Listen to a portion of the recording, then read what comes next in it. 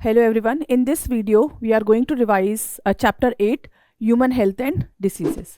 अब अर्लियर जो हमारी एनसीईआरटी की बुक में दिया हुआ है, अर्लियर हेल्थ जो था वो कैसे कंसीडर किया जाता था? It is balance between body and mind. कहते थे कि जो हेल्दी पर्सन होता है उसका एक बैलेंस होता है बॉडी और माइंड के बीच में. फिर कुछ एंशियंट ग्रीक्स जो हिपोक्रेट्स थे, उन्होंने क्या कहा? Ayurveda believe health depends on balance of the body humours. उन्होंने ये कहा कि जो बॉडी का बैलेंस होता है वो ह्यूमर पे डिपेंड करता है. ह्यूमर मतलब जो लिक्विड, जो ब्लड के, जो जिसको हम ब्लड कहते हैं, जो बॉडी के अंदर फ्लो करता है, उस पर डिपेंड करता है. फिर उन्होंने ये भी कहा कि अगर excess bile, black bile was thought to cause fever. उस टाइम पर, एंशियंट टाइम पर, एक्सिस बाइल जो बॉडी का, वो कहते थे कि जो एक्सेस बाइल होता है वो रिस्पॉन्सिबल होता है फीवर के लिए या बॉडी के हॉट टेम्परेचर के लिए. ओके, बाइल जो है it is related to the liquid और उसको हम वो बॉडी टेम्परेचर के साथ में रिलेट करते थे. Then scientific rejection of humour theory.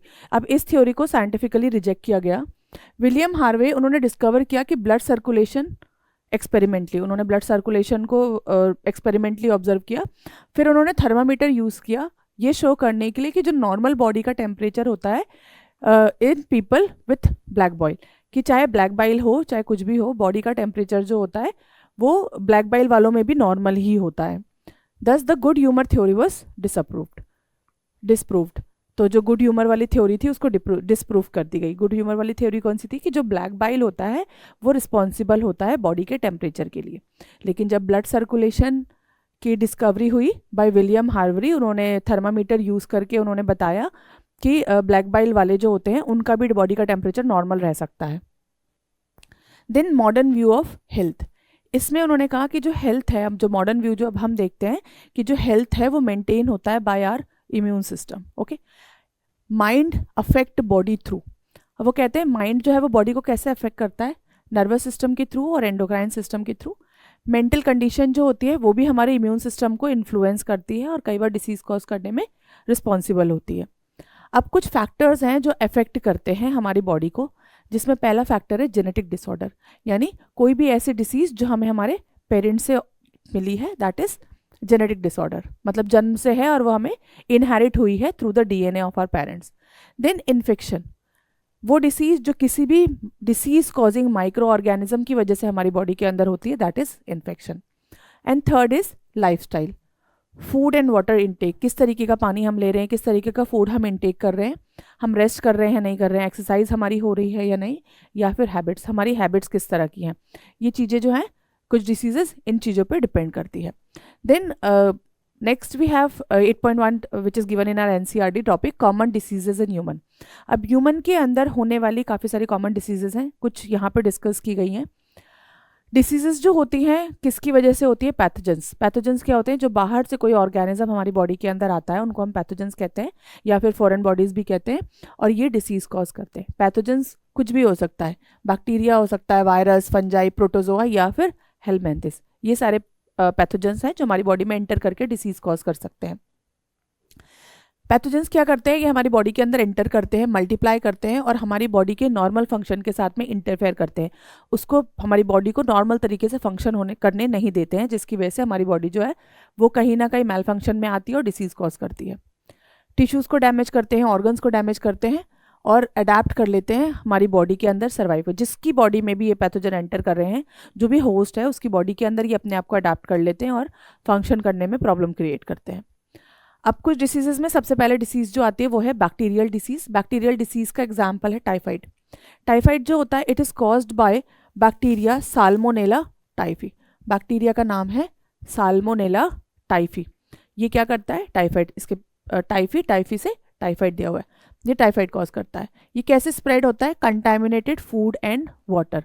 जो कंटैमिनेटेड फूड होता है या पानी होता है उसके थ्रू, कंटैमिनेटेड मतलब गंदा पानी या फूड के through.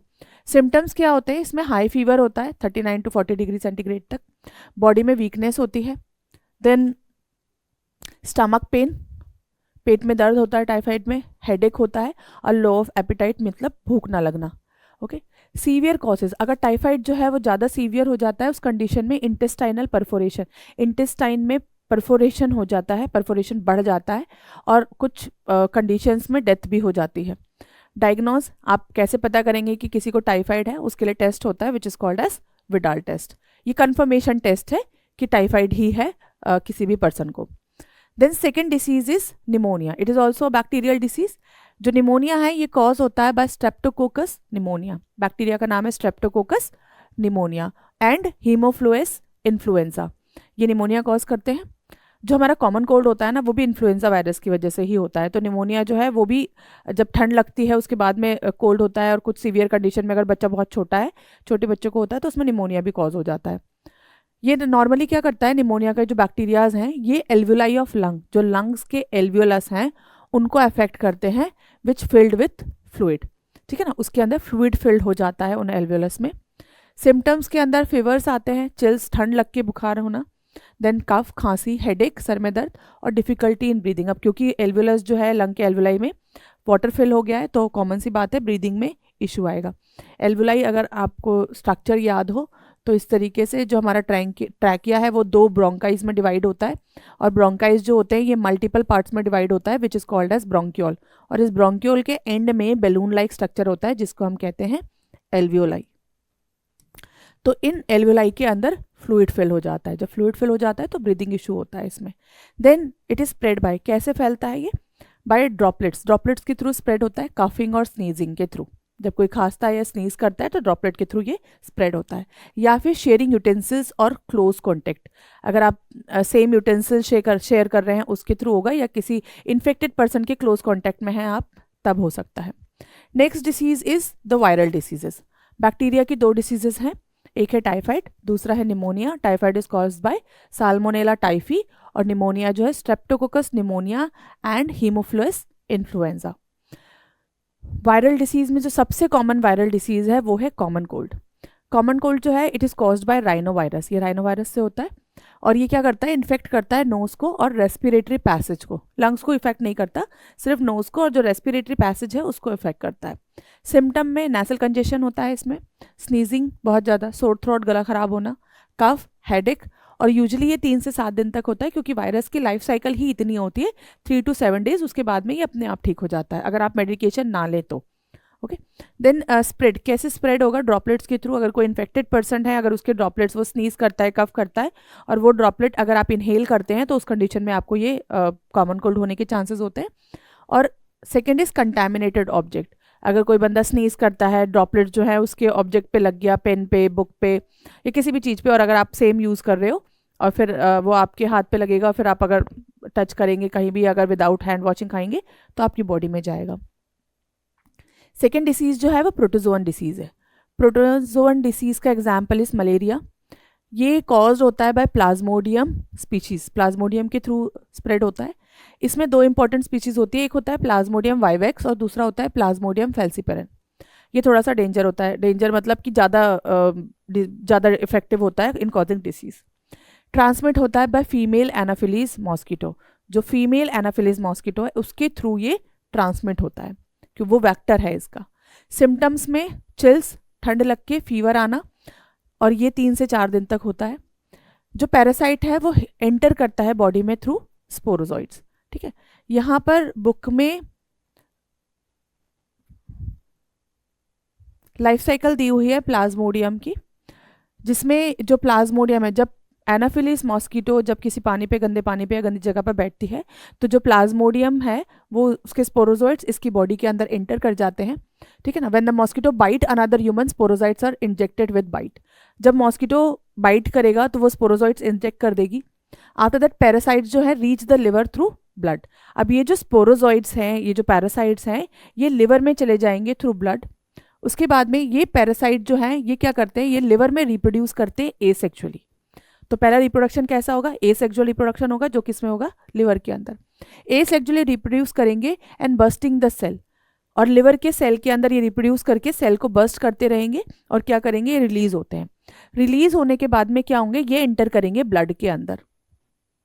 Now the parasite reproduce asexually in red blood cell, bursting the red blood cell. उसके बाद में क्या करेंगे, ये रेड ब्लड सेल में एसेक्सुअली रिप्रोड्यूस करेंगे और फिर सेल के अंदर रिप्रोड्यूस करेंगे। सेम उसको जब उनकी क्वांटिटी बढ़ जाएगी तो कॉमन सी बात है सेल बस्ट हो जाएगा। तो एसेक्सुअल रिप्रोडक्शन यहाँ पर ब्लड सेल के अंदर भी होगा। And they release the parasite into the new red blood cells.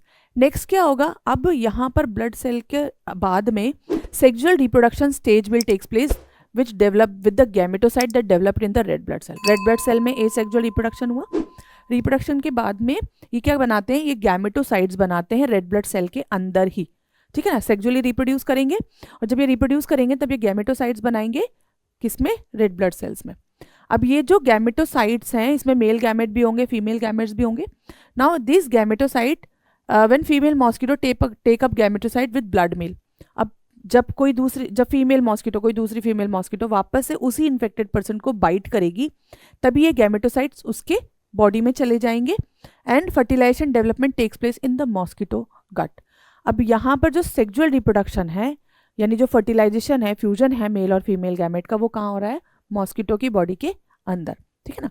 Fertilisation के बाद में क्या होगा, ये जो स्पोरोजोइट्स हैं ये फिर वापस से इस बॉडी के अंदर डेवलप करेंगे। Mature infective stages escape from the gut and migrate to the mosquito salivary gland. अब ये जो मैच्योर इन्फेक्टिव स्टेज है फ्यूजन के बाद की, ये कहाँ, गट से कहाँ आ जाएंगे, मॉस्किटो के सलाइवरी ग्लैंड्स में। और जब ये mosquito with this infected cell जब ये वापस से किसी दूसरे ह्यूमन को बाइट करेगी तब वापस से ये स्पोरोजोइट्स उसकी बॉडी में रिलीज कर देगी। So this is the life cycle of the mosquito. अब यहाँ पे दो इवेंट हो रही हैं, पहला इवेंट हो रहा है एसेक्सुअल रिप्रोडक्शन, दूसरा इवेंट हो रहा है सेक्सुअल रिप्रोडक्शन। जो इन्फेक्शन कॉज कर रहे हैं उनको हम कह रहे हैं स्पोरोजोइट्स।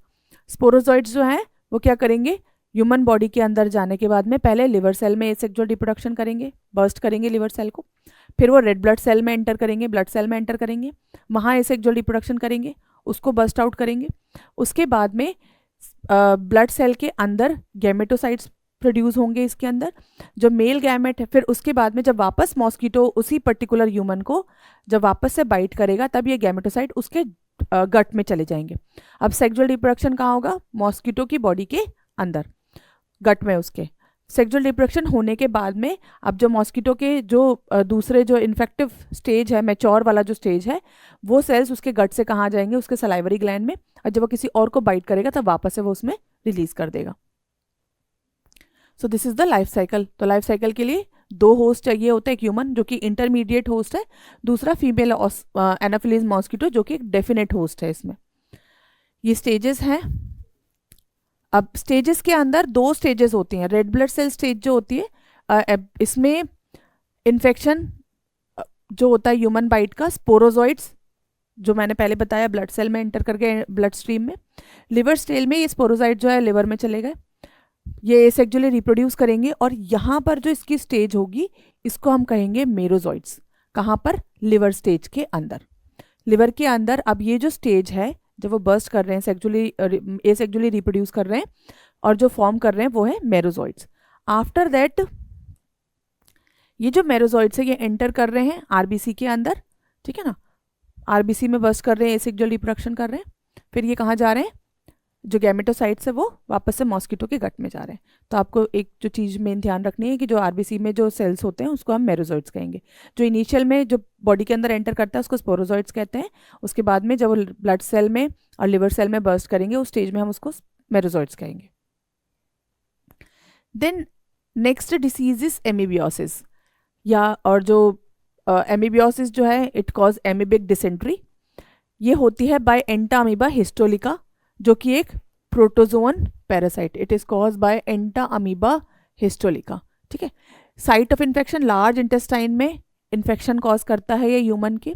सिम्टम में constipation, then abdominal pain and cramp, पेट में दर्द होना, पेट में क्रैम्प आना। Stool with mucus and blood clot, जो स्टूल होता है उसमें म्यूकस होता है और साथ में ब्लड क्लॉट्स भी पाए जाते हैं कुछ सीवियर कंडीशंस में। कैसे ट्रांसमिट होता है, कंटैमिनेटेड फूड एंड वाटर्स के थ्रू।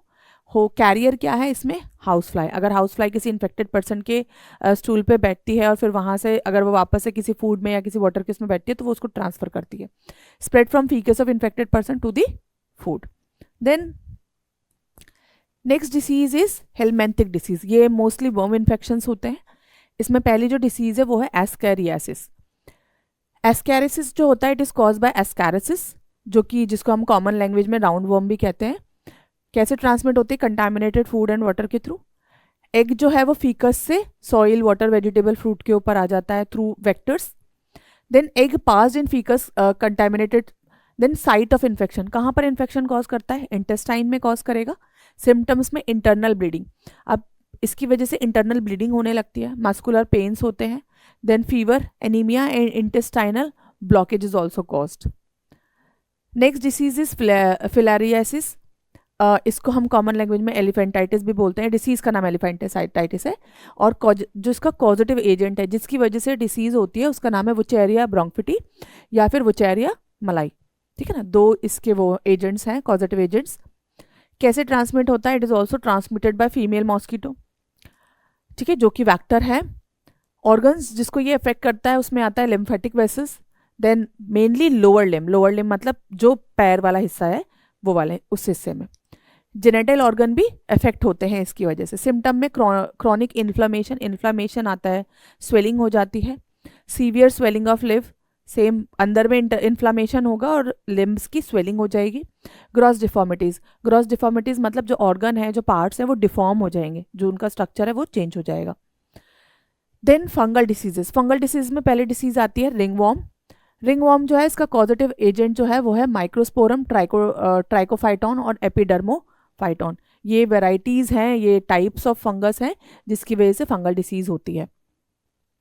कौन से एरिया को इफेक्ट करते हैं, स्किन को, नेल को और यहाँ तक कि स्कैल्प को। देन सिम्टम में dry scaly lesion, intense itching, dry हो जाएगा, लीजन्स हो जाते हैं इसके लिए, लाइक डेंड्रफ है, अगर आप वो करेंगे तो वाइट फ्लेक्स से आते हैं, और साथ ही में इंटेंस इचिंग होती है इसमें। कंडीशन जो फेवर करते हैं ग्रोथ को उसमें है हीट एंड मॉइस्चर, अगर इन फंगस को हीट और मॉइस्चर प्रॉपर अमाउंट से मिल रही है तो ये बहुत अच्छे से ग्रो करते हैं। स्किन फोल्ड्स कहाँ पर होता है ये, मोस्टली कहाँ पर ग्रो करते हैं, स्किन फोल्ड, जहाँ पे आपकी स्किन फोल्ड है, लाइक यहाँ पर जो है, जहाँ पर स्किन फोल्ड रहती है, यहाँ पर ग्रोइन में और बिटवीन द टोस, दोनों उंगलियों के बीच में पैर की। कैसे ट्रांसमिट होता है, कॉन्टेक्ट विद इन्फेक्टेड सॉइल, अगर सॉइल के थ्रू इन्फेक्टेड सॉइल अगर आपने के उसके कांटेक्ट में आए हैं, या फिर कोई इन्फेक्टेड पर्सन है उसके साथ में कोई भी आपने चीज़ शेयर करी, लाइक टॉवल्स, क्लोथ्स, कॉम्स वगैरह, तो उस कंडीशन में इन्फेक्शन होता है। इसको कंट्रोल और कैसे कर सकते हैं, बाय पर्सनल हाइजीन, सबसे इंपॉर्टेंट चीज़ है पर्सनल हाइजीन के थ्रू बॉडी को क्लीन रखना है, क्लीन पानी पीना है, eating clean and properly veg food, fruits and vegetable proper wash होने चाहिए। देन इनके साथ में public hygiene is also should be maintain, like proper disposable of waste and excreta, अगर कोई इन्फेक्टेड पर्सन है किसी के घर में तो जो वेस्ट है, एक्सक्रीटा, उसको प्रॉपर डिस्पोजेबल होना चाहिए। रेगुलर क्लीनिंग और डिसइंफेक्शन ऑफ वाटर प्रॉपर तरीके से। Then maintaining hygiene in public catering places, अगर कोई पब्लिक केटरिंग प्लेसेस है तो वहाँ पर भी प्रॉपर हाइजीन होनी चाहिए। Then next topic is immunity. अब इम्यूनिटी क्या होती है, ability of body to resist disease, हमारी बॉडी की एबिलिटी वो किसी डिसीज को रेजिस्ट कर सके, यानी कोई बीमारी को होने ना दे, उसको हम इम्यूनिटी कहते हैं। अब हम डेली लाइफ में बहुत सारी चीज़ों से, बहुत सारे बैक्टीरिया, फंगस, इन सब से एक्सपोज होते हैं, ठीक है ना, पैथोजन से, बट हर बार ज़रूरी नहीं कि हम रोज़ ही बीमार हो जाए, फॉल सिक, ठीक है ना। कुछ लोग जो होते हैं जिनको फ्रिक्वेंटली कोल्ड हो जाता है या कोई पर्टिकुलर इन्फेक्शन हो जाता है, तो इसका मतलब कि उनका इम्यून सिस्टम वीक है और उनकी बॉडी जो है वो उसके साथ में उसको रेजिस्ट नहीं कर पाती है। लेकिन जो लोग बहुत ज़्यादा कम बीमार पड़ते हैं, बहुत ज़्यादा इन चीज़ों को रेजिस्ट कर सकते हैं, दैट मीन्स कि उनका इम्यून सिस्टम स्ट्रॉन्ग है। इम्यूनिटी क्या करती है, help the body recognise and eliminate pathogens. अगर किसी का इम्यून सिस्टम स्ट्रॉन्ग है तो वो क्या करता है, वो रिकॉग्नाइज कर सकता है पैथोजेंस को और उसको एलिमिनेट कर सकता है। टाइप्स ऑफ इम्यूनिटी में नॉर्मली दो तरह की इम्यूनिटी होती है, एक होती है इन्नेट इम्यूनिटी और दूसरी होती है एक्वायर्ड। इन्नेट इम्यूनिटी जो होती है ये नॉन स्पेसिफिक डिफेंस होता है, नॉन स्पेसिफिक मतलब कोई पर्टिकुलर पैथोजन या कोई पर्टिकुलर इन्फेक्शन के लिए नहीं होता है, ये सबके लिए होता है। ये हमें it is present from birth, innate immunity हमें जन्म से ही मिलती है, हमारी बॉडी में प्रेजेंट होती है, कोई मेमोरी नहीं शो करती है। मेमोरी मतलब अगर इन्फेक्शन हुआ है तो उसको मेमोराइज करके नहीं रखेगी कि दोबारा इन्फेक्शन हो तो उसके लिए वो ज़्यादा अच्छी इंटेंसिटी से उस पर एक्ट करे, ऐसा कुछ नहीं है इसमें। And it provide first line of defence. First line of defence का मतलब होता है जब कोई पैथोजन हमारी बॉडी में आएगा तो एक स्टार्टिंग डिफेंस मैकेनिज्म ये शो करेगी, पूरी तरीके से भले ही उसको खत्म ना कर सके पैथोजन को, लेकिन इनिशियल जैसे हम फर्स्ट एड देते हैं ना, किसी को चोट लग जाता है तो उसी तरीके से ये फर्स्ट एड का काम करती है हमारी बॉडी में। अब इन्नेट इम्यूनिटी जो होती है ये बैरियर्स के थ्रू प्रोड्यूस होती है, मतलब जो इम्यूनिटी हमें बर्थ से मिल रही है स्पेसिफिक नहीं है, ये बैरियर्स के थ्रू होती है। इसमें से कुछ बैरियर्स में से पहला बैरियर है फिजिकल बैरियर। फिजिकल बैरियर जो हमें पैथोजन से, डिसीज कॉजिंग ऑर्गेनिज्म से प्रोटेक्ट करता है। लाइक स्किन क्या करता है, skin entry of micro organism को स्टॉप करता है, माइक्रोब्स को हमारी बॉडी में एंटर नहीं करने देता है। माइक्रोब्स जब भी एंटर कर सकता है अगर हमारी स्किन में कोई वुंड हो, कोई चोट लगी हो या कोई घाव हो तभी। Second, mucus trap microbes in respiratory, digestive, urinogenital tract. Mucus कहाँ कहाँ पाया जाता है, रेस्पिरेटरी सिस्टम में, डाइजेस्टिव सिस्टम में और यूरिनोजेनिटल ट्रैक्ट में। ये म्यूकस भी माइक्रोब्स को बॉडी में एंटर नहीं करता है, लाइक नोज में भी म्यूकस होता है, तो ये बैक्टीरिया को हमारे रेस्पिरेटरी सिस्टम में एंटर करने में रोकता है। देन फिजियोलॉजिकल बैरियर में स्टमक इन एसिड, जो हमारे स्टमक में एसिड है जिसको हम HCl कहते हैं, हाइड्रोक्लोरिक एसिड, उसका काम है बैक्टीरिया या पैथोजन को किल करना जो हमारे फूड के साथ में एंटर कर जाते हैं। सलाइवा, टीयर ग्लैंड, इनमें भी एंजाइम्स होते हैं जिसको लाइसोजाइम कहते हैं, जो बैक्टीरिया को एंटर करने के लिए रोकते हैं। देन सेलुलर बैरियर में जो सेल्स जो बैक्टीरिया को किसी भी तरह के इन्फेक्शन को स्टॉप करते हैं। पहला आता है इसमें ल्यूकोसाइट, जिसको हम WBC भी कहते हैं। कई तरह के होते हैं जिसमें polymorphonuclear leucocyte, monocyte, then natural killer cells. ये क्या करते हैं, जो भी पैथोजन हमारी बॉडी में एंटर करता है उसको डिस्ट्रॉय करते हैं। इनके बारे में आपने 11th क्लास में पढ़ा है। Then fourth is cytokine barriers कौन से होते हैं, इंटरफेरेंस। ये जो इंटरफेरेंस होते हैं ये क्या होते हैं, ये वायरस इन्फेक्टेड सेल्स होते हैं, ऐसे सेल्स जिसको वायरस ने इन्फेक्ट किया है और ये नॉन इन्फेक्टेड सेल को प्रोटेक्ट करते हैं।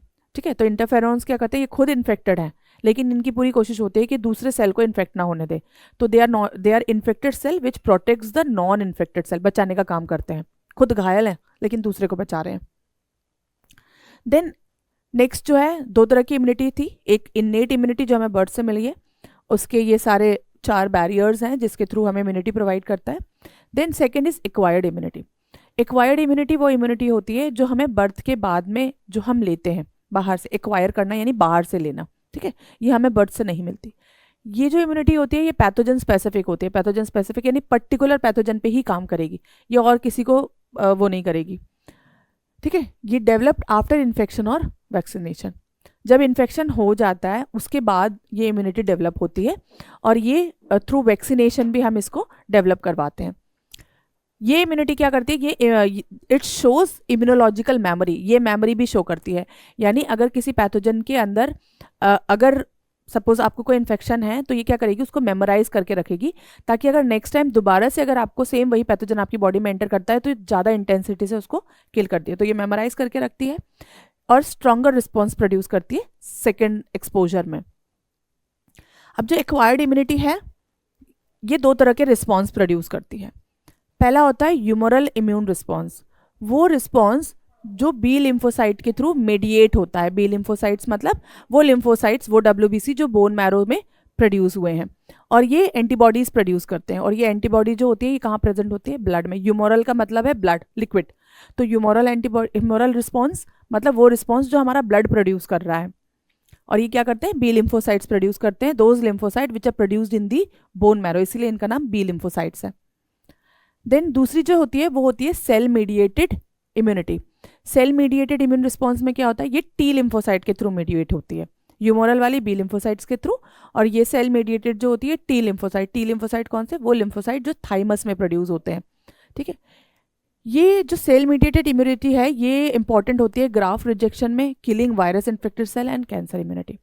ग्राफ्ट रिजेक्शन, अगर हमारी बॉडी में कहीं बाहर से कोई ऑर्गन को ट्रांसप्लांट किया जाता है तो उस कंडीशन में ये जो सेल मीडिएटेड इम्यूनिटी है ये रिकग्नाइज करती है इंटरनल ऑर्गन और आउटर कोई भी बाहर से अगर कोई फॉरेन ऑर्गन हमारी बॉडी में आया है तो, और फिर उसको रिजेक्ट कर देती है।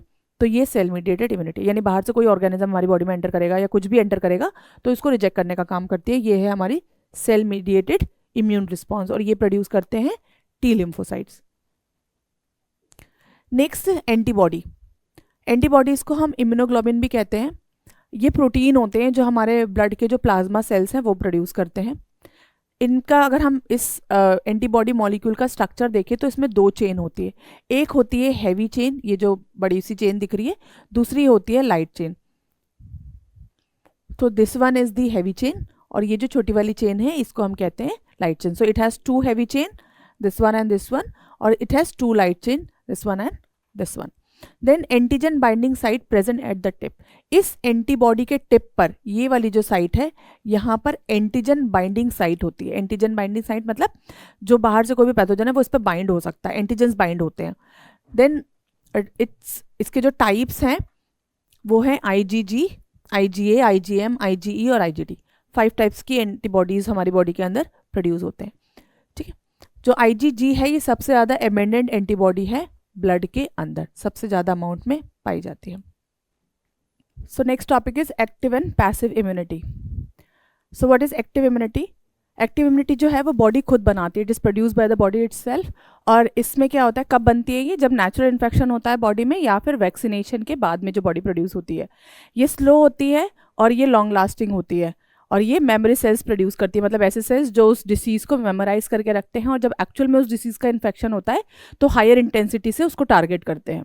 दूसरी जो इम्यूनिटी है पैसिव इम्यूनिटी, ये रेडीमेड एंटीबॉडीज़ होती हैं जो बॉडी में दी जाती हैं, और ये क्या करता है, ये इमीडिएट रिस्पॉन्स प्रोड्यूस करता है, प्रोटेक्शन प्रोवाइड करता है बॉडी को। शॉर्ट लिव्ड होती हैं। एग्जाम्पल, ये जो एंटीबॉडीज़ हैं ये मदर से फीटस में आती हैं प्लेसेंटा के थ्रू, और दूसरा इनको इंजेक्शंस के फॉर्म में दिया जाता है एज एंटी सेरम, यानी अगर स्नेक बाइट हो जाता है या कहीं पर हमें इमीडिएट रिस्पॉन्स की ज़रूरत पड़ती है तो उस कंडीशन में पैसिव इम्यूनिटी प्रोवाइड की जाती है। Next is vaccine and immunization. Vaccine और इम्यूनाइजेशन जो होता है वो मेमोरी ऑफ इम्यून सिस्टम के ऊपर डिपेंड होता है। इसमें वैक्सीन जो होता है, इसमें हम क्या करते हैं, जो भी ऑर्गेनिज्म है जिसकी वैक्सीन है उसको वीक फॉर्म में या फिर उसको किल्ड फॉर्म में बॉडी के अंदर इंजेक्ट कर दिया जाता है। तो उस कंडीशन में क्या होता है, हमारी बॉडी जो है वो एक तरीके से मेमोराइज करके रख लेती है, मेमोरी प्रोड्यूस करती है, जिसको हम प्राइमरी मेमोरी बोलते हैं। और जब एक्चुअल में उस डिसीज़ का इन्फेक्शन होता है तब ये हायर इंटेंसिटी से उस डिसीज़ को किल कर देती है, ठीक है। इसमें वैक्सीन में हम क्या करते हैं, जो भी पैथोजन है, जो भी ऑर्गेनिज्म है उसको वीक करके या फिर उसको इनएक्टिवेट करके बॉडी में इंजेक्ट कर दिया जाता है। ये एंटीबॉडी बना लेती हैं उस पैथोजन के अगेंस्ट में, और फिर मेमोरी बी और टी सेल्स फॉर्म कर लेती हैं और मेमोराइज करके रख लेती हैं। जब उसका एक्सपोजर होता है तो रैपिड और स्ट्रॉन्ग इम्यून रिस्पॉन्स प्रोड्यूस होता है इस कंडीशन में। Next passive immunisation.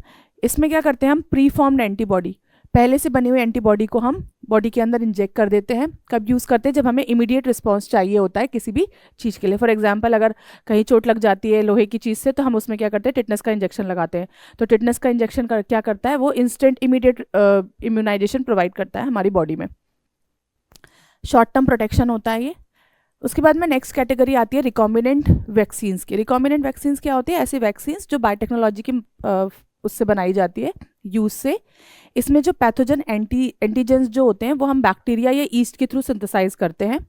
एग्जाम्पल, जो हेपेटाइटिस बी वैक्सीन है ये हमने कैसे प्रोड्यूस किया है, ईस्ट के थ्रू प्रोड्यूस किया है, यानी उसको हमने ईस्ट के अंदर इंट्रोड्यूस करा के और फिर उसको हम ईस्ट से मास प्रोडक्शन करवा के फिर उसको एज अ वैक्सीन यूज़ करते हैं। नेक्स्ट जो टॉपिक है वो है auto immunity. Auto means self, immunity मतलब इम्यून सिस्टम। इसमें क्या होता है, कई बार होता है हमारा इम्यून सिस्टम जो है वो सेल्फ और नॉन सेल्फ जो फॉर्म ऑफ लाइफ है उसको आइडेंटिफाई करने में नहीं कर पाता है प्रॉपर तरीके से, यानी अपने खुद के सेल या बाहर के सेल्स को वो प्रॉपर से आइडेंटिफाई नहीं कर पाता है, जिसकी वजह से वो खुद के ही सेल को अटैक करना शुरू कर देता है। तो इस काइंड ऑफ इम्यूनिटी को हम ऑटो इम्यूनिटी कहते हैं। तो बॉडी क्या करता है, अटैक्स इट्स ओन टिश्यू, खुद के ही सेल को, खुद के ही टिश्यूज़ को अटैक करने लगता है, जिसकी वजह से कई तरह की डिसीजेस कॉज होती है, जिसको हम ऑटो इम्यून डिसीजेस कहते हैं। एग्जाम्पल है रूमेटॉइड अर्थराइटिस। जो रूमेटॉइड अर्थराइटिस है वो एक kind of auto immune diseases है। सो ऑटो इम्यून जिसमें जो सेल है, जो बॉडी है, इम्यून सिस्टम खुद के सेल को रिकग्नाइज करने में कुछ मतलब फेल हो जाता है, जिसकी वजह से वो खुद के ही सेल को किल करना शुरू कर देता है। Then immune system in the body. अब हमारी बॉडी के इम्यून सिस्टम के कुछ कंपोनेंट हैं जहाँ पर हमारी बॉडी के लिए इम्यूनिटी प्रोवाइड करते हैं, जिसके अंदर 4 चीज़ें आती है। पहला है lymphoid organs, then lymphoid tissues, lymphocytes and antibodies. जो पहला है लिम्फॉइड ऑर्गन्स, ऐसे ऑर्गन्स जो इम्यूनिटी के लिए सेल्स प्रोड्यूस करते हैं। जैसे कि लिम्फॉइड ऑर्गन में 2 तरह के ऑर्गन्स होते हैं, एक प्राइमरी लिम्फॉइड ऑर्गन होता है, दूसरा होता है secondary lymphoid organ. Primary lymphoid organ के अंदर आता है बोन मैरो। बोन मैरो कहाँ है, जो हमारी बॉडी के लॉन्गेस्ट बोन है जैसे थाई बोन, उसके अंदर कैविटी होती है जिसको हम बोन मैरो कहते हैं, मैरो कैविटी, जहाँ पर ये सेल्स प्रोड्यूस होते हैं। तो बोन मैरो क्या करते हैं, जितने भी ब्लड सेल्स होते हैं वो बोन मैरो में ही प्रोड्यूस होते हैं। और दूसरी चीज़, जो बी लिम्फोसाइट जो हमने पहले पढ़ा था, बी लिम्फोसाइट वो बोन मैरो में प्रोड्यूस होते हैं और मैच्योर होते हैं। वहीं पर दूसरा जो थाइमस है ये भी प्राइमरी लिम्फोइड ऑर्गन के अंदर आता है। थाइमस जो है ये टी लिम्फोसाइट प्रोड्यूस करके मैच्योर करता है। देन जो सेकेंडरी लिम्फोइड ऑर्गन है इसके अंदर स्प्लीन, स्प्लीन जो स्टमक के इधर लेफ्ट साइड में प्रेजेंट होता है और राइट साइड में प्रेजेंट होता है। लिम्फ नोड्स, हमारी बॉडी के जो लिम्फ सिस्टम है वहाँ पर छोटे छोटे नोड्स होते हैं, गठाने होते हैं जिसको लिम्फ नोड्स कहते हैं। Tonsils, then Peyer patches of intestine, intestines के अंदर पेयर पैचेस पाए जाते हैं वहाँ पर, और अपेंडिक्स।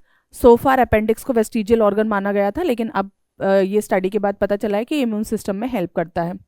ये वो साइट्स हैं जहाँ पर इम्यून सिस्टम जो है उसके रिस्पॉन्स जनरेट होते हैं। Then next AIDS. AIDS is acquired immuno deficiency syndrome. Acquired means not inherited, जो हमें इनहेरिट नहीं हुई है वो क्या है, हमने एक्वायर करी है, मतलब अपने लाइफ टाइम में कहीं ना कहीं उसको हमने लिया है। देन इम्यून सिस्टम डेफिशिएंसी, उसको वीक करने वाला syndrome. Syndrome is a group of symptom. हम सिंड्रोम किसी भी डिसीज के आगे जब लगाते हैं जब वो बहुत सारे सिम्टम्स शो करते हैं। तो एड्स क्या है, एक्वायर्ड इम्यूनो डेफिशिएंसी सिंड्रोम, ऐसा सिंड्रोम जिसके अंदर बहुत सारे सिम्टम्स होते हैं और वो इम्यून सिस्टम को बिल्कुल वीक कर देता है। और ये डिसीज़ इनहेरिटेड नहीं है, ये हमें अपने जो भी लाइफ है, स्टाइल है, उसके थ्रू हमें ऑब्टेन हुई है। ये कॉज होता है by HIV। HIV is human immuno deficiency virus. ये जो है ये एक रेट्रोवायरस ग्रुप है। रेट्रोवायरस कौन से होते हैं, ऐसे वायरस जिनका जेनेटिक मटेरियल RNA होता है और वो किसी होस्ट के अंदर जाने के बाद में DNA फॉर्म करता है। रिवर्स ट्रांसक्रिप्शन के थ्रू ये DNA फॉर्म करता है। जेनेटिक मटेरियल RNA है। ये जो रेट्रोवायरस है ये नॉर्मली CD4 T लिम्फोसाइट को अटैक करता है। क्या करता है, इम्यून सिस्टम को वीक करता है। ट्रांसमिट कैसे होता है, काफ़ी चीज़ों से ट्रांसमिट होता है। पहला है through unprotected sexual contact with infected person. अगर कोई पर्सन इन्फेक्टेड है और उसके साथ कोई फिजिकल कांटेक्ट होता है उस कंडीशन में ट्रांसफर होता है। कंटैमिनेटेड ब्लड या ब्लड प्रोडक्ट्स के थ्रू, अगर किसी को ब्लड ट्रांसफ्यूजन हो रहा है और उसके ब्लड में ऑलरेडी अगर वो पर्सन इन्फेक्टेड है तो उस कंडीशन में। Third is sharing infected needle और सीरिंज, अगर इन्फेक्टेड निडल या सीरिंज शेयर हो रहे हैं तब। और fourth is mother to child, mother से चाइल्ड के थ्रू, प्लेसेंटा के थ्रू जा सकता है या फिर ब्रेस्ट फीडिंग के थ्रू जा सकता है। टचिंग से, हगिंग से, sharing of food, mosquito bite या फिर सोशल कॉन्टेक्ट से ये स्प्रेड नहीं होता है। Next, replication of HIV। इसमें क्या होता है, वायरस जो है ये मैक्रोफेज में एंटर करता है। वायरल RNA रेट्रोवायरस है। इस रेट्रोवायरस के ऊपर एक वायरल का प्रोटीन का कोड पाया जाता है।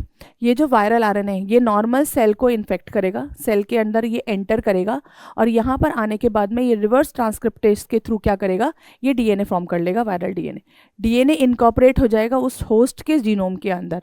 ठीक है, ये जो रेट्रोवायरस है इसके ऊपर एक वायरल की प्रोटीन कोड होती है। जब रेट्रोवायरस किसी एनिमल सेल को इन्फेक्ट करेगा तो प्रोटीन कोड बाहर रह जाएगा सेल के, सिर्फ उसका जो RNA है वो इंट्रोड्यूस होगा सेल के अंदर। सेल के अंदर आने के बाद में ये RNA रिवर्स ट्रांसक्रिप्टेज के थ्रू DNA फॉर्म करेगा और ये DNA जो है ये इस एनिमल सेल के DNA के अंदर अपने आप को इन्वॉल्व कर लेगा, उसके DNA में मिल जाएगा जाकर। और उसके बाद में क्या करेगा, नए RNA के बहुत सारे न्यू वायरल RNA फॉर्म कर लेगा ये। ठीक है, जब तक फॉर्म करेगा जब तक ये बस्ट आउट ना हो जाता है ये सेल। इस तरीके से ये दूसरे सेल को इन्फेक्ट करेगा और दिस प्रोसेस जो है ये होती चली जाएगी। ज़्यादातर ये कौन से सेल को इन्फेक्ट करता है, ये करता है CD4 T लिम्फोसाइट्स को। एड्स का इफेक्ट क्या होता है, ये इम्यून सिस्टम को सप्रेस कर देता है पेशेंट के और बॉडी जो है उसकी वनरेबल हो जाती है माइक्रो इन्फेक्शन, यानी अगर छोटा इन्फेक्शन भी उसकी बॉडी में होता है तो वो ठीक नहीं हो पाता है। ऑपर्चुनिस्टिक पैथोजन, जितने भी पैथोजन जो ऑपर्चुनिस्टिक है, मतलब हमारी बॉडी में बहुत सारे ऐसे पैथोजन्स होते हैं जो ऑलरेडी प्रेजेंट होते हैं लेकिन हमारा इम्यून सिस्टम उनको एक्टिवेट होने नहीं देता है। तो इसी कंडीशन में क्या होता है, इम्यून सिस्टम तो इस पर्सन का बिल्कुल वीक हो चुका है, तो जितने भी ऑपर्चुनिस्टिक जो पैथोजेंस इसकी बॉडी में ऑलरेडी प्रेजेंट है जो सिर्फ मौका ढूंढ रहे हैं वो क्या करेंगे, एक्टिव हो जाएंगे और डिसीज कॉज करना शुरू कर देंगे। So patient usually dies due to secondary infection, और जब सेकेंडरी इन्फेक्शन होता है तो पेशेंट जो है उसकी डेथ हो जाती है। इंक्यूबेशन पीरियड जो होता है वो 5 to 10 ईयर डिपेंड करेगा कि वायरल लोड कितना है, वायरस जो है उसकी क्वांटिटी कितनी है, बॉडी बंदे का इम्यून सिस्टम किस तरीके का है। अगर उसका इम्यून सिस्टम स्ट्रॉन्ग रह चुका है तो उस कंडीशन में वो 5 to 10 ईयर लेता है, लेकिन अगर इम्यून सिस्टम वीक है, लाइफस्टाइल बहुत पुअर है, तो उस कंडीशन में जो ये इंक्यूबेशन पीरियड होता है ये बहुत कम होता है और पेशेंट की बहुत जल्दी डेथ हो सकती है। कई बार होता है कि पेशेंट जो है वो हेल्दी लगता है बट कैन स्प्रेड इन्फेक्शन, मतलब हेल्दी पर्सन जो है वो भी इन्फेक्टेड हो सकता है उसे 10 साल के इन्फेक्शन के बाद पता चले कि ही इज जो भी है ही और शी वो HIV पॉजिटिव है या नेगेटिव है। प्रिवेंटिव मेथड के अंदर safe sex practices, then screening of blood before transfusion, screening करनी होती है जो आजकल वैसे भी होती ही होती है। डिस्पोजेबल निडल्स का यूज़ होता है and awareness and education is the best thing. Next is cancer.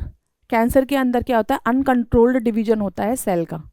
जब हमारे नॉर्मल सेल अनकंट्रोल्ड तरीके से डिवाइड होना शुरू करते हैं तब वो कैंसर कॉज करते हैं। नॉर्मल सेल्स जो होते हैं वो अपना कंट्रोल लूज कर देते हैं ग्रोथ के ऊपर, डिवीजन के ऊपर और कॉन्टैक्ट इनिबिशन, मतलब एक सेल जब दूसरे सेल के कॉन्टैक्ट में आता है तो वो उसको भी इन्फेक्ट कर देता है, वो भी इस तरीके से ग्रो करना शुरू कर देता है जिसकी वजह से ट्यूमर फॉर्म हो जाता है। यानी जब सेल बहुत तेज़ी से ग्रो करते हैं तो ट्यूमर फॉर्म कर लेते हैं। अब ट्यूमर्स भी दो तरीके के होते हैं, एक होता है बैनिंग ट्यूमर, दूसरा होता है मैलिग्नेंट। बैनिंग ट्यूमर में क्या होता है, सेल जो होते हैं वो ओरिजिनल साइट पे रहते हैं, स्प्रेड नहीं होते हैं टू अदर पार्ट। यानी अगर बॉडी में कहीं पर ट्यूमर है तो वो उतना का उतना ही शेप साइज में रहेगा और वो आगे नहीं फैलेगा। तो इस तरीके का ट्यूमर जो होता है इसको बैनिंग ट्यूमर कहते हैं और ये जनरली लेस हार्मफुल होते हैं। दे आर नॉट कैंसरस, अगर इनको सर्जिकली रिमूव कर दिया जाए तो कोई इफेक्ट नहीं होता। लेकिन जो दूसरा ट्यूमर है which is called as malignant tumour, इसमें क्या होता है, ये कैंसरस ट्यूमर है। यानी जो सेल है वो रैपिडली डिवाइड करते रहेंगे और वो जो दूसरे नॉर्मल सेल हैं उनके पास में उनको भी इन्फेक्ट करना शुरू कर देते हैं और ये डिस्टेंट ऑर्गन तक स्प्रेड हो जाते हैं। इसको कहते हैं हम मेटास्टैटिस। मेटास्टैटिस के अंदर क्या होता है कि जब ये इन्फेक्शन जो होता है it spread to other organs, दूसरे ऑर्गन्स में भी स्प्रेड होना शुरू हो जाते हैं, इसको हम मेटास्टैटिस बोलते हैं। और ये हाईली डेंजरस होता है, मतलब इस तरीके के ट्यूमर को अगर हम रिमूव करने की कोशिश करते हैं तो ये स्प्रेड हो जाता है और ज़्यादा डिसीज कॉज करेगा। देन मेटास्टैटिस, जो कैंसर सेल है the detach from the primary tumour. अगर कोई पर्टिकुलर ट्यूमर है, अगर यहाँ से कुछ सेल जो है वो डिटैच हो जाएंगे और स्प्रेड होते हैं तो ये क्या करते हैं, ये ब्लड के और लिम्फ के अंदर भी एंटर कर सकते हैं और नए ट्यूमर फॉर्म कर लेते हैं डिस्टेंट साइड पे, अलग अलग साइड पे। इसको हम मेटास्टैटिस बोलते हैं। और मेटास्टैटिस जो है it is an example of malignant tumour. Cancer की कॉजेज जो होते हैं वो कई सारे होते हैं, डिपेंड करेगा अपॉन द एजेंट जिनको हम कार्सिनोजेंस कहते हैं। The agent which causes cancer is called as carcinogens. Physical cause हो सकता है, जैसे यूवी रेडिएशन में एक्सपोजर होना, एक्स रेज गामा रेज में ज़्यादा एक्सपोज होना।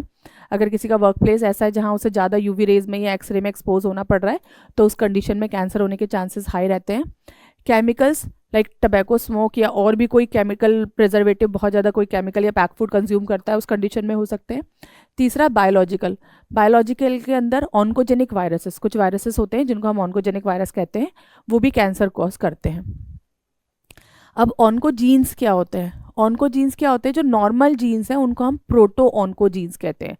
दे are normal genes when activated, जब ये एक्टिवेट हो जाते हैं तब ये ऑन्कोजीन्स बन जाते हैं। मतलब जो नॉर्मल जीन्स होंगे उनको हम कहेंगे प्रोटो ऑन्कोजीन्स, लेकिन जब ये जीन्स एक्टिवेट हो जाते हैं तब हम इनको कहते हैं ऑन्कोजीन्स। और ऑन्कोजीन्स क्या करते हैं, कैंसर कॉज करते हैं, यानी अनकंट्रोल्ड डिवीजन करते हैं सेल का और कैंसर डेवलपमेंट करते हैं। कैंसर का डायग्नोस कैसे करेंगे, सबसे पहले डायग्नोस करते हैं बायोप्सी के थ्रू या फिर हिस्टोपैथोलॉजिकल स्टडीज़ के थ्रू। बायोप्सी में जिस भी पार्ट में सस्पेक्ट होता है वहाँ से थोड़ा सा सैंपल लेकर फिर उसकी जो सेल की ग्रोथ है उसको टेस्ट किया जाता है, जिसको हम बायोप्सी कहते हैं कि सेल के नंबर कितने हैं।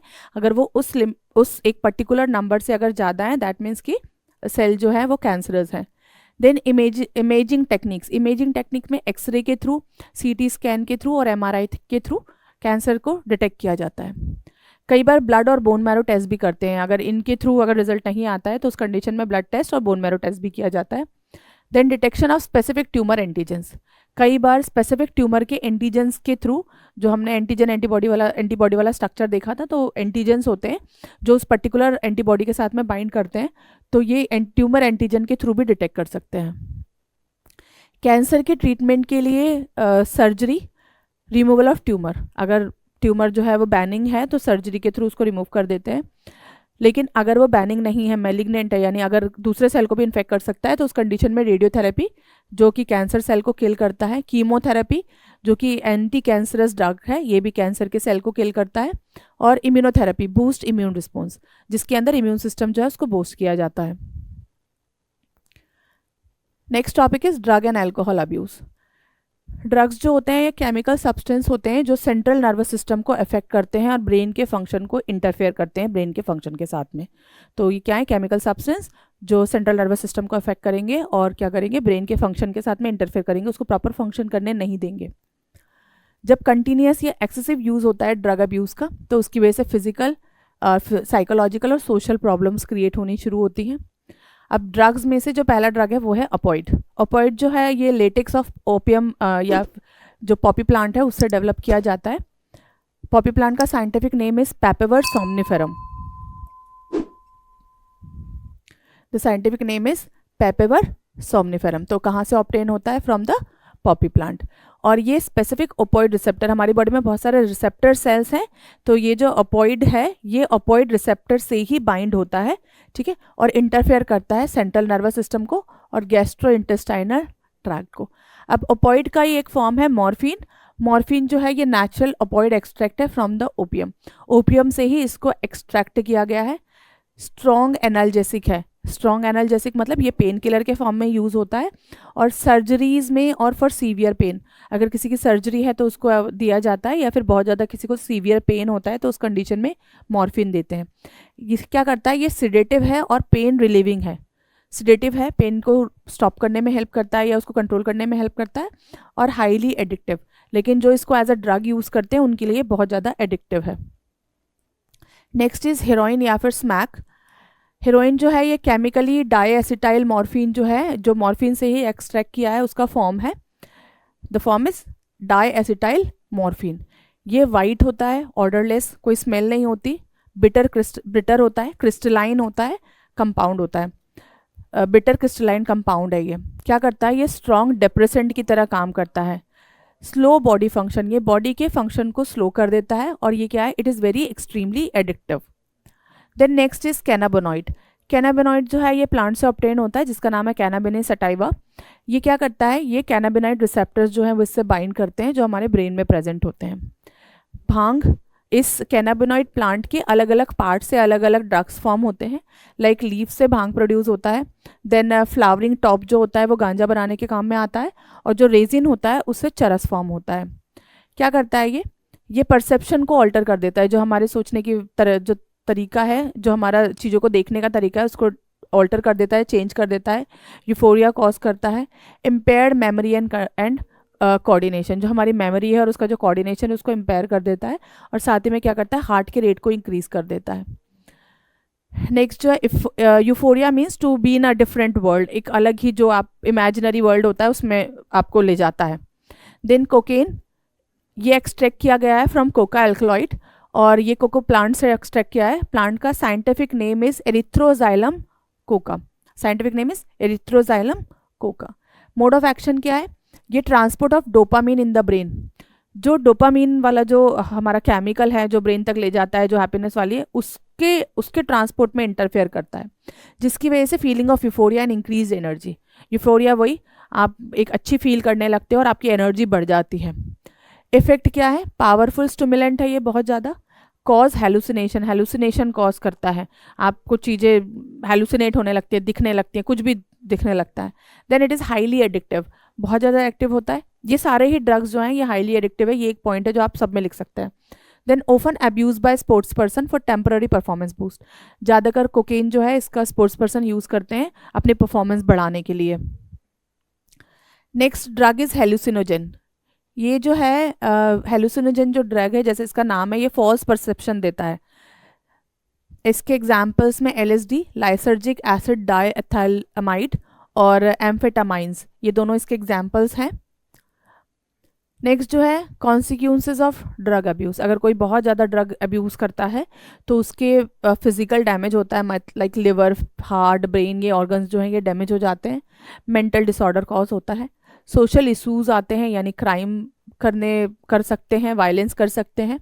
Then loss of coordination and judgement, body का कोऑर्डिनेशन लूज हो जाता है। मतलब अगर किसी चीज़ को होल्ड करना चाहें तो वो होल्ड नहीं कर पाते हैं, कहीं जाना है तो प्रॉपर तरीके से चल भी नहीं पाते।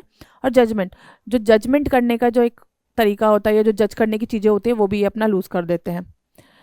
नेक्स्ट एडोलसेंस एंड ड्रग और एल्कोहल अब्यूज़। नाउ एडोलसेंस जो है ये क्या होती है, ट्रांजिशनल फेज होती है जहाँ पे एक चाइल्डहुड और एक अडल्टहुड के बीच की जो फेज होती है उसको हम एडोलसेंस कहते हैं। और इसमें बायोलॉजिकल, साइकोलॉजिकल और बिहेवियरल हर तरह का चेंज आ रहा होता है बॉडी के अंदर, और आता भी है इसकी वजह से। और ये एक वनरेबल फेज है मेंटल एंड इमोशनल डेवलपमेंट का। इस फेज में जो एडोलसेंस है उनका मेंटल और इमोशनल डेवलपमेंट हो रहा होता है, जिसकी वजह से ये ज़्यादा ड्रग अब्यूज़ या अल्कोहल अब्यूज़ के इसमें इन्वॉल्व हो जाते हैं। रीज़न कुछ भी हो सकता है। पहला रीज़न है क्यूरोसिटी। क्यूरोसिटी का मतलब होता है नई एक्सपीरियंस करने का, मतलब एक्सप्लोर करना चाहते हैं कि अगर कोई ड्रग है उसको यूज़ करने के बाद में कैसा फील होता है उसका। Second, need for adventure, excitement, adventure के लिए, एक्साइटमेंट के लिए।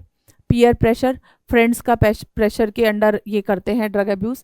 देन स्ट्रेस, कई बार एकेडमिक प्रेशर की वजह से, एग्ज़ाम की वजह से, एक्सपेक्टेशन को मीट करने के लिए, मार्क्स के लिए, रिजल्ट के लिए, इन सब चीज़ों की वजह से भी, ये स्ट्रेस की वजह से भी। देन कुछ कंडीशन में फैमिली प्रॉब्लम्स भी होती है, लैक ऑफ इमोशनल सपोर्ट, अगर घर से सपोर्ट नहीं मिल रहा है तो उस कंडीशन में भी अब्यूज़ शुरू हो जाता है। Then influence of media, internet and advertisement, कई बार सोशल मीडिया की वजह से, इंटरनेट की वजह से या किसी एडवर्टीजमेंट की वजह से भी इसमें इन्वॉल्व होते हैं। और कुछ कंडीशन में ईजिली अवेलेबल होना, यानी अगर कोई ड्रग या कोई भी अल्कोहल अगर ईजिली अवेलेबल है तो उस कंडीशन में भी they start using it. Addiction psychological attachment होता है with the effect of drug. जब ड्रग के इफेक्ट के साथ में किसी तरीके का साइकोलॉजिकल अटैचमेंट हो जाता है उसको हम एडिक्शन कहते हैं, जिसकी वजह से उसका रिपीटेड यूज़ होना शुरू हो जाता है। तो डिपेंडेंस और एडिक्शन दोनों में डिफरेंस है। एडिक्शन मतलब उस चीज़ का एक तरीके से बार बार यूज़ करना। डिपेंडेंस का मतलब होता है जब बॉडी डिपेंडेंट हो जाती है ड्रग पे टू फंक्शन नॉर्मली, मतलब बिना ड्रग के भी वो नॉर्मली फंक्शन नहीं कर सकते, that condition is called as dependence. इसमें क्या होता है, increasing dose to achieve the same effect. अब डिपेंडेंस होने में क्या होता है, जो डोज होता है उसको जो भी अल्कोहल अब्यूज़ करने वाले जो हैं उनको क्या करना पड़ता है, अपना डोज जो है वो इंक्रीज करना पड़ता है उस इफेक्ट तक पहुंचने के लिए। तो this is dependence. Next is withdrawal symptom. Withdrawal symptoms क्या होते हैं, जब ड्रग या अल्कोहल अब्यूज़ को कोई स्टॉप करना चाहता है, छोड़ना चाहता है, तो उस कंडीशन में उनको एंजाइटी होने लगती है, शेकीनेस, हाथ पैर हिलने लगते हैं, शेक होने लगते हैं, देन नौशिया होता है, घबराहट होते हैं, स्वेटिंग होने लगती है, और कई बार सीवियर डिस्कम्फर्ट होता है, और इस कंडीशन में उनको मेडिकल सुपरविजन की भी ज़रूरत लगती है। So these are the withdrawal symptom. Withdrawal symptom मतलब जब कोई इसको छोड़ना चाह रहा है तब भी उसकी बॉडी में बहुत सारे इफेक्ट होते हैं जो उसको छोड़ने से रोकते हैं।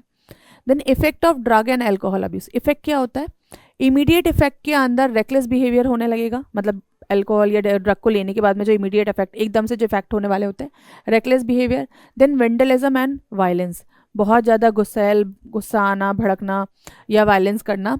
And impaired judgement, judgement impair होने लगता है। लॉन्ग टर्म इफेक्ट में ब्रेन, लिवर, हार्ट डैमेज होना शुरू हो जाता है, ओवरडोज लेने से कोमा या फिर डेथ भी हो सकती है। और अगर कॉम्बिनेशन हो ड्रग और अल्कोहल का, उसकी वजह से जो चांसेस होते हैं डेथ के या हाई रिस्क के वो ज़्यादा हो जाते हैं। वार्निंग में अगर हम यूथ के अंदर देखें, जो वार्निंग सिम्टम्स होते हैं उसमें एकेडमिक परफॉर्मेंस कम होने लगता है, हॉबीज़ में जो इंटरेस्ट होता है वो कम होने लगता है, आइसोलेशन, अकेले अकेले रहने लगते हैं, है ना, विड्रॉल मतलब दूसरों से दूर होना। देन डिप्रेशन और फैटिक होने लगता है, एग्रेसिव बिहेवियर होने लगता है, और पुअर पर्सनल हाइजीन की तरफ भी जो उनका एक जो हाइजीन मेंटेन करके रखते हैं वो भी पुअर होने लगती है, और स्लीपिंग और ईटिंग हैबिट में चेंजेस होने लगते हैं। इसमें सोशल और फैमिली का क्या इम्पैक्ट हो सकता है, इसमें फाइनेंशियल प्रॉब्लम की वजह से कर सकते हैं, कई बार चोरी कर सकते हैं ड्रग के लिए, ड्रग ऑब्टेन करने के लिए। मेंटल और इमोशनल डिस्ट्रेस हो सकता है फैमिली में। Then breakdown of relationship cause होता है। अल्कोहल की वजह से लिवर डैमेज होता है, और ये जो स्टेज होती है इसको सिरोसिस कहते हैं, और कुछ कंडीशन में ब्रेन डैमेजेस भी होते हैं। बिहेवियर अफेक्ट होता है, जजमेंट और कोऑर्डिनेशन अफेक्ट होता है। अगर प्रेगनेंसी के टाइम पे अल्कोहल अब्यूज़ किया जाता है तो उसकी वजह से फीटल अल्कोहल कॉज होता है, जिसकी वजह से फीटल जो है वो मेंटली रिटार्ड हो सकता है, एबनॉर्मल फेशियल फीचर्स हो सकते हैं, और ग्रोथ रिटार्डेड होगा। एनाबॉलिक स्टेरॉइड्स भी होते हैं, ये क्या करते हैं, ये मसल मास को और स्ट्रेंथ को इंक्रीज करने के लिए यूज़ किए जाते हैं। तो इसमें साइड इफ़ेक्ट्स होते हैं, जिसमें स्पर्म प्रोडक्शन रिड्यूस हो जाता है, shrinkage of testes, then prostate enlarge हो जाता है और एग्रेसिव बिहेवियर हो जाता है। अगर फीमेल्स किसी तरह का स्टेरॉइड कंज्यूम करते हैं तो उसमें मैस्कुलाइजेशन हो जाता है, यानी मेल लाइक बॉडी स्ट्रक्चर होना शुरू हो जाता है, वॉइस डीपन हो जाती है, जो मेंस्ट्रुअल साइकिल है वो एबनॉर्म हो जाती है। एडोलेसेंट में stunted growth due to premature closure of growth, जो ग्रोथ है वो स्टंटेड हो जाती है, रुक जाती है। प्रिवेंशन ऑफ कंट्रोल के लिए prevention is better than cure. इसमें ड्रग डिपेंडेंस जो है वो क्योर करना डिफ़िकल्ट होता है, इसीलिए प्रिवेंटिव बेस्ट है। यंग पीपल्स जो है उनको एजुकेट करना और आइडेंटिफाई सिचुएशन, उनको सिचुएशन बताना कि अगर ड्रग अब्यूज़ करेंगे, अल्कोहल अब्यूज़ करेंगे तो उससे क्या क्या आपको प्रॉब्लम हो सकती है। प्रिवेंटिव मेजर्स के अंदर अवॉइड अनड्यू पीयर प्रेशर। अगर कोई फ्रेंड वगैरह किसी का अगर कोई प्रेशर है इस चीज़ को यूज़ करने के लिए तो उसको अवॉइड करें। Say no to drugs, alcohol or tobacco. Do not try to please other at the cost of health. दूसरे को प्लीज़ करने की कोशिश ना करें उन्हें खुश करने के लिए। और focus on study, sports and hobbies. Education and counselling, अगर बहुत ज़्यादा इसका इफेक्ट है तो एजुकेट करें, काउंसल करवाएं। अवेयरनेस जो है वो बेस्ट है। काउंसलिंग जो है वो एडोलसेंट्स को हेल्प करती है स्ट्रेस से कोप करने के लिए और एंजाइटी से। Seeking help from parents and peers. Parents और टीचर जो है वो सपोर्टिव होने चाहिए, अंडरस्टैंडिंग होने चाहिए और अप्रोचेबल होने चाहिए, ताकि जो भी अब्यूज़ कर रहा है वो उसको हेल्प आउट कर सकें। Then looking for danger sign. अगर बॉडी के अंदर किसी भी तरीके का कोई सिम्टम है, ऐसा सडन चेंज हो रहा है बिहेवियर में, ड्रॉप हो रहा है एकेडमिक परफॉर्मेंस है, तो उस साइन और सिम्टम्स को रिकग्नाइज करें। आइसोलेशन है, एग्रेसिव है, लॉस ऑफ इंटरेस्ट है, तो आइडेंटिफाई करें और उनको हेल्प करने की कोशिश करें। Seeking professional and medical help. अगर ये सब भी नहीं कर सकते हैं और अगर बहुत ज़्यादा इफ़ेक्ट हो गया है तो उस कंडीशन में साइकोलॉजिस्ट, साइकेट्रिस्ट और डॉक्टर की हेल्प लें। डी एडिक्शन और रिहैबिलिटेशन प्रोग्राम्स होते हैं, बहुत इफेक्टिव होते हैं, उनका यूज़ करें। And without proper treatment recovery is possible.